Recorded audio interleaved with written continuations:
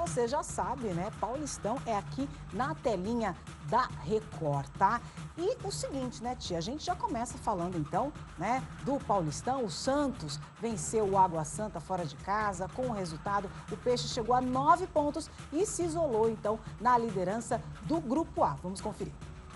Depois de perder o clássico para o Palmeiras, o Santos se recuperou no Paulistão. A vitória em cima do Água Santa foi suada, sofrida. O primeiro tempo foi bem disputado, mas sem grandes emoções. Elas ficaram todas guardadas para a etapa final. O gol saiu só aos 36 minutos. Felipe Jonathan, que completou 200 jogos no Santos, cobrou escanteio. E Joaquim, o craque do jogo, apareceu para cabecear sozinho. 1-0 Santos. Aos 40 minutos, o volante Igor Henrique recebeu cartão vermelho. E mesmo com 1 a menos, o time de Diadema foi para cima. Jael acertou a trave, um susto para o Santos. Mas no fim, deu tudo certo para o Peixe. Com a vitória, o Santos chegou a 9 pontos e disparou na liderança do Grupo A. No domingo, o Peixe recebe o Guarani na Vila Belmiro. Um início acima do esperado em relação a resultados. Mas eu sei o quanto que a gente pode ser mais, é muito bom ganhar, mesmo não tendo um bom desempenho. Olha só, foi um jogo bastante disputado, né? Apesar do placar magro. Apertado. Né? Mas aí, o que acontece? No segundo tempo, o Julio Furque também marcou um gol, só que acabou sendo anulado depois que a bola bateu no braço dele, né? E, infelizmente, o Água Santa contabiliza 4 pontos, vive uma campanha irregular, né, Ti? Mas o Peixe está numa fase boa, contabiliza 9 pontos e lidera, então, o grupo, né? Você olhando de cima esses 9 pontos do Santos, né? Você fala, olha, que legal, são 4 vitórias, 4 jogos, 3 vitórias, uma derrota para o Palmeiras, que é uma derrota em um clássico, a gente não tem como, né, falar nada, mas é importante também olhar pelo lado do Carille, né? Ele falou muito bem aqui. O Carille chegou a mexer no elenco, né? Ele falou, olha, a gente venceu, mas a gente não pode se enganar, que a gente precisa mais, né? O Santos não pode ficar parado em jogos tão complicados, tão amarrados como foi o jogo contra o Água Santa. A gente esperava um time melhor, um desempenho melhor, um jogo muito truncado, com poucas oportunidades dos dois lados, mas do lado do Água Santa é até compreensível, né? Apesar de ser o atual vice-campeão paulista, está jogando fora de casa. Jogou, né? Não jogou em Diadema, jogou em São Bernardo, 1º de maio, que seria um campo neutro, né? E o Santos, nesse momento, não se aproveitou disso. Até com 1 a mais em campo, poderia ter feito o resultado com uma maior tranquilidade, não esperar para decidir no final do jogo, porque numa hora dessa, né, acaba levando um gol e aí não acontece do jeito que o Santos queria, que é sair com a vitória. Ontem deu certo, mas até quando é ficar batendo na trave? Porque no primeiro tempo, né, a gente viu uma reação muito mais do Água Santa do que do próprio Peixe, né? E aí o Santos acordou, no segundo tempo, opa, a gente precisa fazer gol, marcou, e agora o Santos tem um outro desafio, que é o Guarani, né, Tio? E não precisa passar por isso, né? Não precisa passar por um jogo tão apertado, tão difícil, e é importante que o Carille enxergou isso. Na coletiva ele falou, olha, o jogo foi um jogo complicado, um jogo difícil, e vai tentar soltar um pouco mais esse Santos, que por enquanto ainda está um pouco amarrado, né? Quando pega adversários, vamos dizer assim, times menores, né? Como foi um jogo de igual para igual com o Palmeiras, um grande jogo, um grande clássico, mas quando pegou o Água Santa, a gente esperava, né? Um placar mais elástico, um jogo mais tranquilo, mas não foi. Contra o Bugre, contra o Guarani, também é um jogo difícil, porque o Guarani é uma equipe acostumada a jogar contra times grandes. A gente espera, então, que o Peixe se solte, que ele nade mais. Se que ele seja mais desenvolto dentro da água. Pra não morrer na praia. Exatamente. Agora é o seguinte, eu vou nessa daqui, ó, porque nos outros jogos do Paulistão, o Mirassol venceu o Guarani de virada, a Ponte Preta conseguiu, então, a primeira vitória e o Palmeiras derrotou o Bragantino e segue invicto no campeonato. Veja aí. A fase do Palmeiras é tão boa que até quando os reservas entram em campo, o time vai bem. Em Bragança Paulista, cruzamento de Garcia e gol de cabeça de Flaco Lopes. Palmeiras 1-0 em cima do Red Bull Bragantino. Foi a 3ª vitória seguida do Verdão. No estádio do Canindé, Gé abriu o placar para a Ponte Preta contra a Portuguesa. E no finzinho do jogo, aos 44 minutos do segundo tempo, Dodô fez 2-0 para a Ponte e fechou o placar. Abre o olho, Portuguesa. Foi a 3ª derrota seguida da Lusa. Guarani e Mirassol fizeram um jogaço no Brinco de Ouro da Princesa. O Mirassol saiu na frente com De La Torre. Bruno Mendes empatou. E depois virou para o time de Campinas. De La Torre fez o segundo dele e empatou o jogo. Paulinho Boia, num lindo chute de fora da área, garantiu a primeira vitória do Mirassol. 3-2.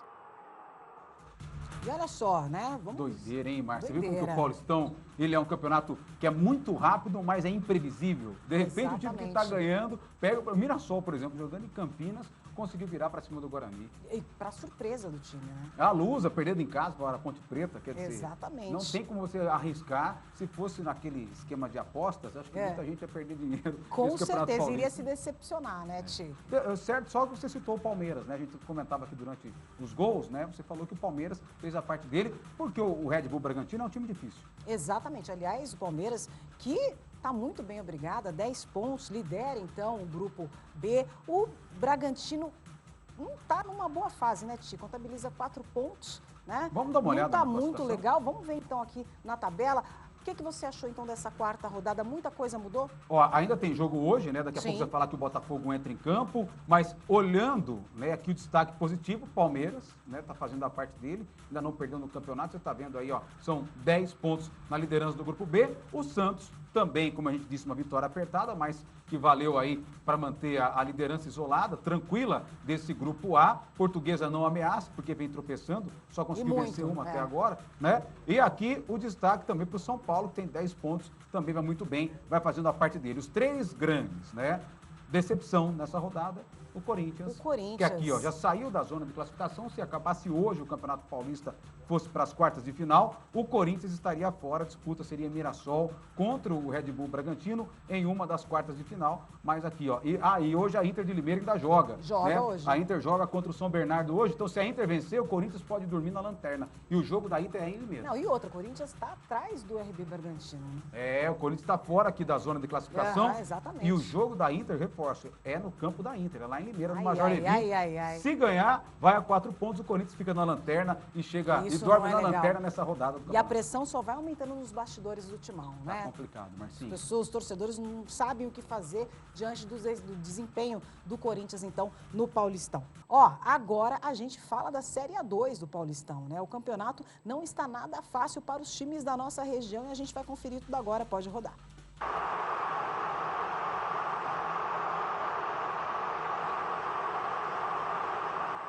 O Comercial não se deu bem jogando em Bauru. O Noroeste foi para frente e marcou logo aos 5 minutos com Carlão. O Leão até tentava, mas faltava finalizar para o gol. E se não fosse o goleiro Alan Thiago, o Alvinegro tinha levado mais um. Reinaldo quase empatou. Na segunda etapa, foram poucas as oportunidades. A defesa comercialina evitou que o adversário ampliasse o resultado. Depois de ser o herói, Alan quase se atrapalhou. Enquanto isso, o time de Ribeirão Preto começou a pressionar em busca do resultado. O placar ficou igual só nos últimos minutos. Em jogada pela esquerda, Júlio Sergipano cabeceia e faz.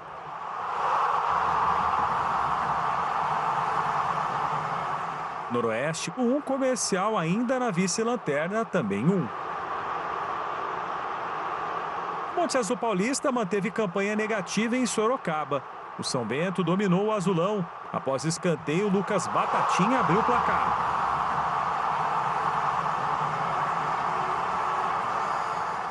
O Atlético Monte Azul não se encontrou na primeira etapa. Faltava pontaria. E já disse o ditado, quem não faz, toma. O adversário ampliou com o Diego Matias, que marcou 2 vezes. Primeiro, ele recebeu sozinho após jogada pela lateral e não desperdiçou. Um minuto depois, foi a vez de pegar o rebote e estufar a rede.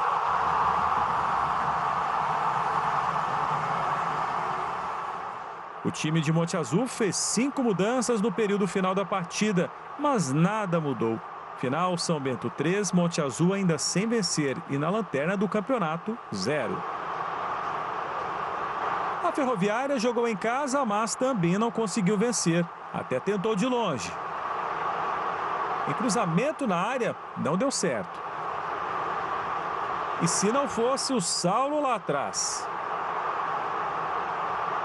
Veio o segundo tempo e a Locomotiva continuou desperdiçando chance. E ninguém balançou a rede. Final, Ferroviária 0, 15 de Piracicaba também 0. Com o resultado, o time de Araraquara caiu para 9º lugar, fora da zona de classificação. E pela Série A3, a Matonense perdeu por 5-2 para o União Suzano. Já o Lemense venceu o São Caetano, então a gente vai conferir os gols desses jogos, veja aí. O Lemense mandou bem jogando em São Caetano. A equipe saiu na frente 1-0 com Gaberlini. O São Caetano até conseguiu um empate. Mas o Ronaldo, não aquele, o do Lemense, garantiu a vitória. Final, São Caetano 1, Lemense 2. Já o outro time da região, o Sertãozinho, também fora de casa, acabou perdendo por 3-0 para o Votuporanguense. E o Botafogo de Ribeirão Preto entra em campo essa noite pelo Paulistão contra o Santo André às 7 da noite no Santa Cruz. O clube divulgou inclusive um vídeo mostrando a estrutura de preparação dos atletas para esse Paulistão e a gente confere tudo agora. O investimento do clube em todas as áreas e a preparação física não está sendo diferente. A gente adquiriu esses equipamentos inerciais, né? A gente trabalhar um pouquinho diferente dos métodos tradicionais, que é com peso, com carga. Esse método ele é baseado em aceleração e a gente trabalhar em velocidades máximas para gerar a rodana e ela devolver na mesma magnitude na fase excêntrica. Então a gente vem incrementando isso nos trabalhos para a gente ter os resultados que a gente teve ano passado ou melhores. A gente vem reduzindo o número de lesões ao longo da temporada passada e a gente vem mantendo esse trabalho, se preocupando bastante com as capacidades físicas dos atletas, principalmente com as capacidades neuromusculares, né? Então a gente foca bastante no trabalho de força, nos trabalhos preventivos, para eles desempenharem e conseguirem executar o que a comissão técnica deseja dentro do... Bom, essa informação é uma informação para a gente bastante importante, porque a gente até então tinha a parte de informação que a gente chama de carga externa, né? Então tudo que o atleta fez de distância, velocidade, que é no GPS, e aí faltava a informação de como que ele respondia a essa carga que ele realizou, né? Fisiologicamente, internamente.